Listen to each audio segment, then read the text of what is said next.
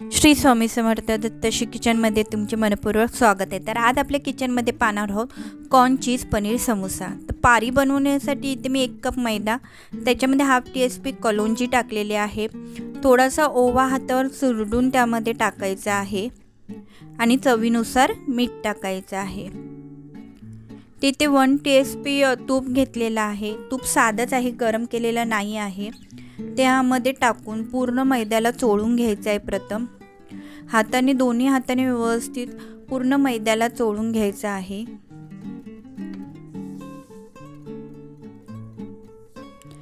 जोपर्यंत असा घट्ट तयार होत नाही तोपर्यंत आपल्याला पूर्ण मैद्याला तूप चोळून घ्यायचं आहे। ते इथे तयार झालेलं आहे। थोडं थोडं पाणी टाकून आपण मळून घेणार आहोत। पीठ एकदम पातळ पण मळायचं नाही आणि एकदम घट्ट पण मळायचं नाही आहे।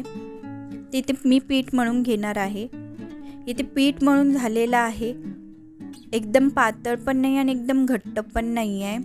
आता हे 15 ते 20 मिनिटं आपण झाकण ठेवून साईडला ठेवून देऊया। तोपर्यंत आतली फिलिंगसाठी मी ते 1 कप मका घेतलेला होता।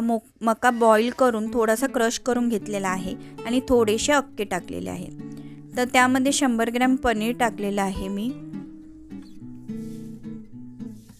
पनीर किसून घ्यायचं आहे आणि 2 चीजच्या क्यूब घेतलेल्या आहेत, त्या देखील किसून घेतलेल्या आहेत।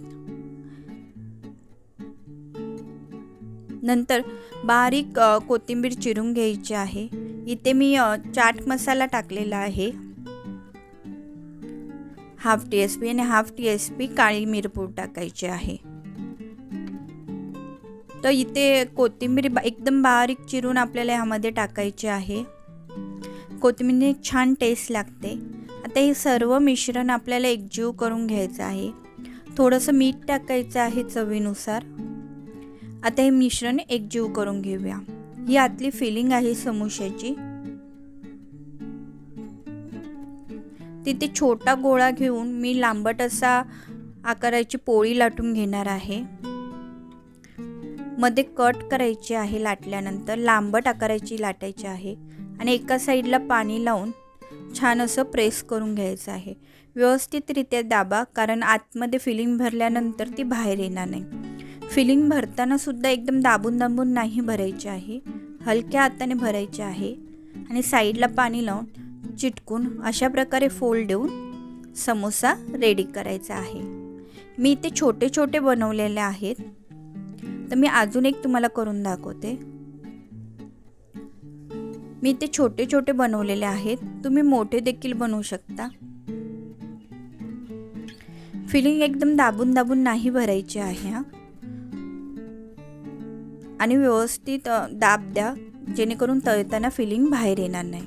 तर बाकीची देखील मी करून घेत आहे। इथे मी तेल तापत ठेवलेलं आहे, समोसे देखील रेडी केलेले आहेत। तेल एकदम सणसणीत तापवायचं नाही आहे, थोडं तापल्यानंतर समोसा टाकायचा आहे। त्यामध्ये तो हळूहळू वर आला पाहिजे। वेळ लागतो पण छान क्रिस्पी होतात।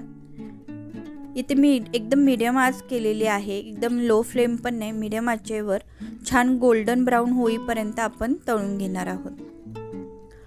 जर तुम्ही व्यवस्थित पारी चिटकवली, दाब दिला, तर फिलिंग आतली बाहेर येणार नाही। आता हे मी गोल्डन ब्राऊन होईपर्यंत तळून घेणार आहे।